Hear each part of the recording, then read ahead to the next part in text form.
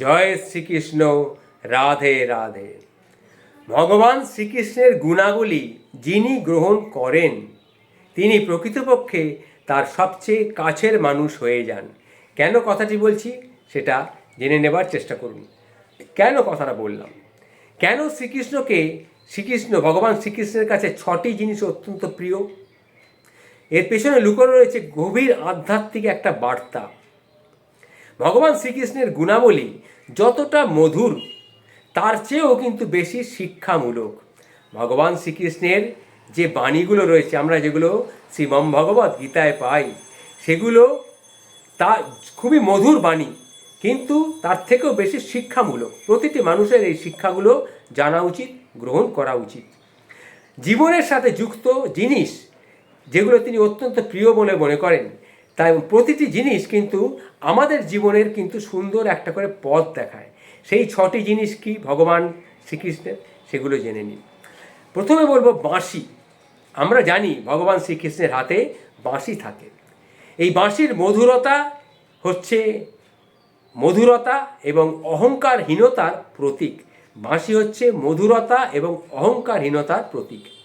শ্রীকৃষ্ণের হাতে বাঁশি আমরা কেবল একটা বাদ্যযন্ত্র হিসেবেই দেখি, কিন্তু আসলে এটি একটি শুধুমাত্র বাদ্যযন্ত্র নয়, এটি একটি গভীর বার্তাকে বহন করে।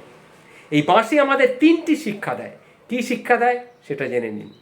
এতে কোনো গিঁট নেই, আপনি বাঁশির মধ্যে কোনো গিঁট দেখতে পাবেন না। অর্থাৎ এর মানে হলো মনের মধ্যে কোনো দ্বেষ বা প্রতিশোধের ভাবনা কখনো রাখতে নেই। এই বাঁশিটা নিজে থেকে বাজতে পারে না বা বাজেও না।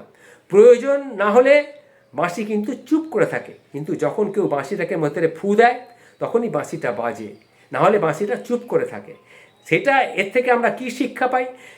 কথা বললে প্রয়োজন অনুযায়ী কথা বলুন, না হলে চুপ করে থাকতে আপনাকে জানতে হবে।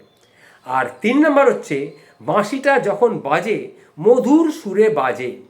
তাই যখন আমরা কথা বলবো আমাদের কথাগুলি যেন সর্বদা মধুরভাবে সর্বলোকে পৌঁছায়। তাহলে বাঁশির থেকে আমরা কি শিখলাম? যে মনে কোনো দ্বেষ বা প্রতিশোধের ভাবনা রাখতে নেই, আর নিজের থেকে কোনো বাজে কথা কখনো বলা উচিত নয়, তার থেকে বরঞ্চ চুপ করে থাকা অনেক ভালো। আর 3 নম্বরে হচ্ছে বাঁশি যখন বাজে মধুরভাবে বাজে, অর্থাৎ কথা যখন বলবেন মধুর স্বরে কথা বলবেন, অন্যকে যাতে আনন্দ দেয়। এবার 2 নম্বরে বলবো গরু। গরু হচ্ছে করুণা এবং সেবার প্রতীক। শ্রীকৃষ্ণর কাছে গরু অত্যন্ত প্রিয়, এই জন্য তাকে অনেকে গোপাল বা গোবিন্দ বলা হয়ে থাকে। গরুকে গুণের খনি বলে মনে করা হয়েছে। গুরুকে গুণের খনি বলে মনে হয়েছে। কীরকম?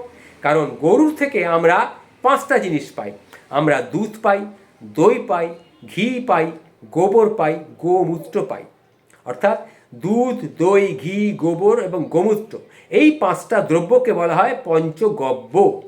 শাস্ত্রে বলা হয়েছে যে ব্যক্তি ভক্তিভরে গোমাতার সেবা এবং গোমাতাকে প্রদক্ষিণ করে, গোমাতার সেবা করে, গোমাতাকে প্রদক্ষিণ করে, তাকে মহান পুণ্য তার লাভ হয়। এবার 3 নম্বরে বলবো পক্ষী। পক্ষী বলতে সব পক্ষী নয়, ময়ূর পক্ষী। দেখবেন শ্রীকৃষ্ণর মাথায় ময়ূর পক্ষীর পালক রয়েছে। এটা হচ্ছে পবিত্র প্রেমের প্রতীক। শ্রীকৃষ্ণের মুকুটে থাকা ময়ূর পক্ষী কেবল সৌন্দর্যের প্রতীক কিন্তু নয়, এটি আধ্যাত্মিক দিক নির্দেশ করে। ময়ূরকে পবিত্রতা এবং সংযমের প্রতীক মনে করা হয়।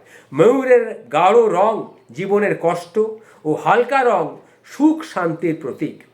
এটি আমাদের শেখায় জীবনে সুখ এবং দুঃখ উভয়ই সাময়িকভাবে কিন্তু গ্রহণ করতে হবে। এবার 4 নম্বরে বলবো কমল, মানে পদ্ম। বিশ্বের মাঝে থেকেও পবিত্র থাকা।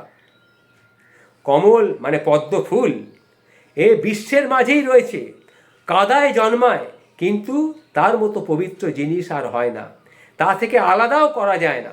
অর্থাৎ কমল সর্বদাই পবিত্র এবং আলাদা। এই কারণেই কৃষ্ণের কাছে কমল অত্যন্ত প্রিয়।